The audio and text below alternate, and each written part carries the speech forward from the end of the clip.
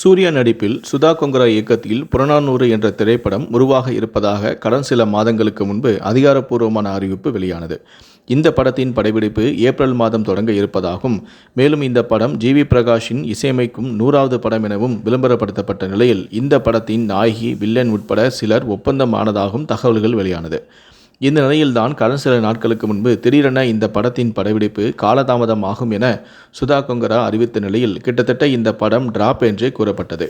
இந்த படம் எதனால் டிராப் என்று திரையுலகில் பலர் பல்வேறு காரணங்களை கூறி வந்தாலும் தற்போது ஒரு முக்கியமான தகவல்கள் வெளியானது. அதாவது இந்த படத்தின் கதைப்படி ஹிந்தி திணிப்பை எதிர்க்கும் ஒரு அரசியல் கட்சியின் கதையாக இருந்த நிலையில் இந்த படத்தில் காங்கிரஸ் கட்சி குறித்து சில நெகட்டிவ் கருத்துக்களை தெரிவிக்கும் வசனம் இருந்ததாகவும் கூறப்படுகிறது. தற்போதைய சூழ்நிலையில் காங்கிரஸ் கட்சியை நெகட்டிவாக காண்பிக்கும் படத்தில் தான் நடிக்க விரும்பவில்லை எனவும் சுதா கொங்கராவிடம் சூர்யா கூறியதாகவும், அந்த காட்சிகளை வேறு ஒரு வகையில் மாற்றும்படி அவர் கூறியதாகவும் தெரிகிறது. ஆனால் சுதா கொங்கராவோ அப்படி கதையை மாற்றினால் இந்த படத்தின் ஜீவனே போய்விடும் எனவும், அவ்வாறு மாற்ற முடியாது என கூறியதை அடுத்து சூர்யா இந்த படத்தை டிராப் செய்யுமாறு கூறிவிட்டதாக தெரிகிறது.